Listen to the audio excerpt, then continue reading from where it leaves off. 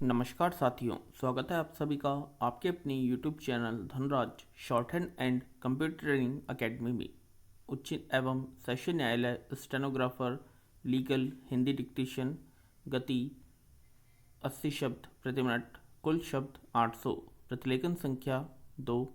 Be ready, 3, 2, 1 start.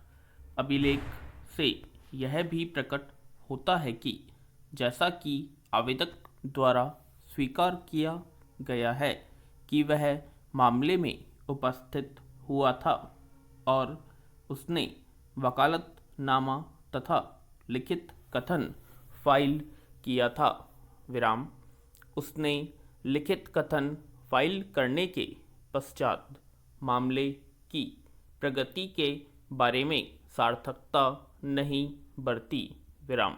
इस आवेदन में उपलब्ध प्रतिरक्षा आधारों को विरोधी पक्षकार संख्या 2 द्वारा मोटर यान अधिनियम की धारा 170 के अधीन फाइल किए गए अपने आवेदन C-22 में प्रयुक्त किया है, जिसे तारीख 18 नवंबर 2015 को मंजूर किया गया था।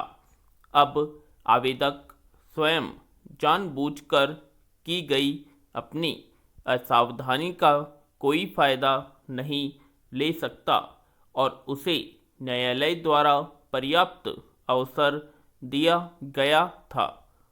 चूंकि कार्यवाहियों की पूर्ण जानकारी थी, इसलिए तारीख 14 मार्च 2016 के निर्णय को अपास्त करने के लिए कोई अपर्याप्त आधार नहीं है। अतः आवेदन खारिज किए जाने योग्य है, विराम।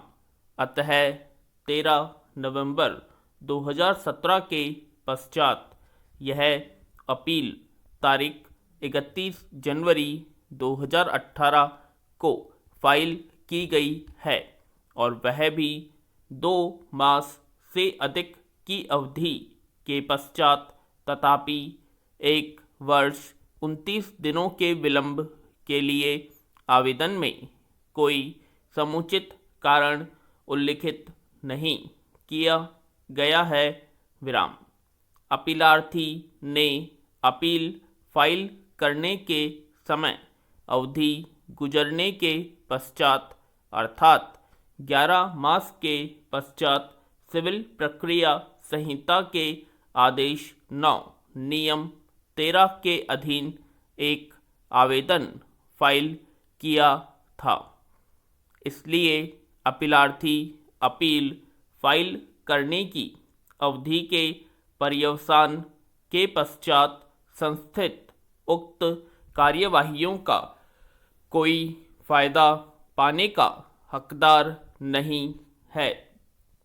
विशेषतया वर्तमान मामले के तथ्यों और परिस्थितियों में, विराम। वर्तमान मामले में अपीलार्थी उपस्थित हुआ था और उसने अपना लिखित कथन फाइल किया था और इसके पश्चात वह जानबूझकर कार्यवाहियों में हाजिर नहीं हुआ, विराम।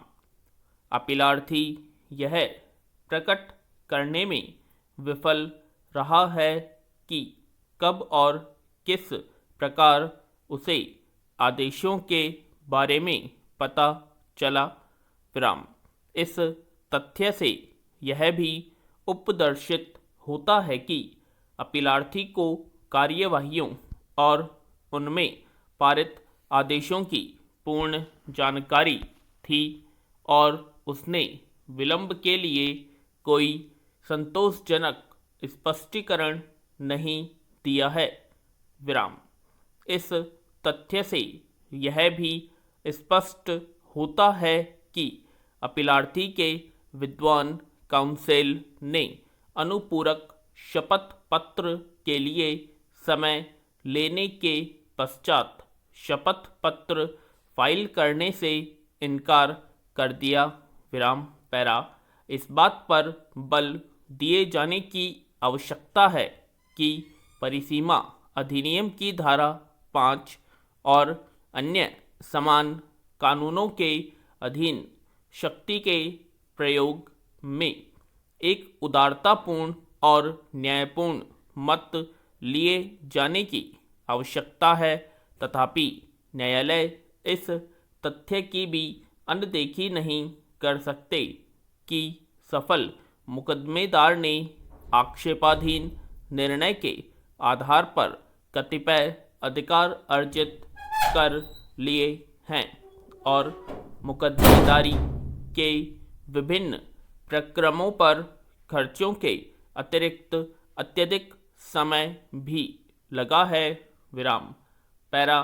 वर्तमान मामले की तथ्यात्मक स्थिति में पर्याप्त कारण पद का क्या अर्थ लगाया जाएगा, यह बात विस्तृत रूप से स्पष्टीकरण की सद्भाविक प्रकृति पर निर्भर होगी। विराम। यदि न्यायालय को यह पता है कि वह आवेदक की ओर से कोई असावधानी नहीं बरती गई है और विलंब के लिए उपदर्शित कारण में कोई सद्भाविक कमी नहीं है, तब वह विलंब को माफ कर सकता है। इसके प्रतिकूल यदि आवेदक द्वारा दिया गया स्पष्टीकरण बनावटी पाया जाता है या वह अपने हित की कार्यवाहियों में आरंभ से ही असावधान पाया जाता है, तो विलंब को माफ न करने के लिए अधिकारिता का वैधानिक प्रयोग होगा। विराम। पैरा। उपयुक्त को दृष्टिगत करते हुए अपीलार्थी द्वारा आवेदन में दिया गया स्पष्टीकरण सद्भाविक प्रतीत नहीं होता है। विराम। ऐसा प्रतीत होता है कि उसने दावा अधिकरण के समक्ष सिविल प्रक्रिया संहिता के आदेश 9 नियम 13 के अधीन आवेदन केवल विलंब माफ करने के अधिकार को सृजित करने के लिए फाइल किया है। पैरा। अपीलार्थी द्वारा दी गई यह दलील पूर्ण रूप से गलत और खारिज किए जाने योग्य है कि अपील सिविल प्रक्रिया संहिता के आदेश 9 नियम 13 के अधीन आवेदन पर पारित आदेश की तारीख से समयावधि के भीतर फाइल की गई है। विराम। परिसीमा निर्णय और पंचाट की तारीख से संगणित की जाएगी और तदनुसार अपीलार्थी को उक्त तारीख से स्पष्टीकरण देना था, जिसे देने में वह विफल रहा है। विराम। अपीलार्थी कोई पर्याप्त कारण अर्थात दिन प्रतिदिन का स्पष्टीकरण देने में विफल रहा है। पैरा। वाद में आवेदक ने यह अभिकथित किया है कि वह उक्त संपत्ति का 300 रुपये मासिक की दर से किराएदार है, जो अंग्रेजी कैलेंडर मास के अनुसार मोहम्मद इज़राइल मुख्तारुल इस्लाम को देय है और तारीख 25 जनवरी 2006 एक करार के आधार पर श्री एम जलील अब मृतक विरोधी पक्षकार संख्या 6 क से 6 च का हिताधिकारी है। विराम। आवेदक ने बाद में यह अभिकथित किया है कि उसे प्रतिवादी संख्या 1, 2 और 3 द्वारा तारीख 26 सितंबर 2008 को वाद संपत्ति से उसकी सम्मति के बिना और विधि की सम्यक प्रक्रिया के बिना बेकब्जा किया गया है विराम। आवेदक ने बेकब्जा किए जाने के तुरंत पश्चात वाद संपत्ति से बेकब्जा करने के बारे में शिकायत करते हुए पुलिस अधिकारियों के समक्ष लिखित परिवाद संस्थित किया था पूर्णविराम।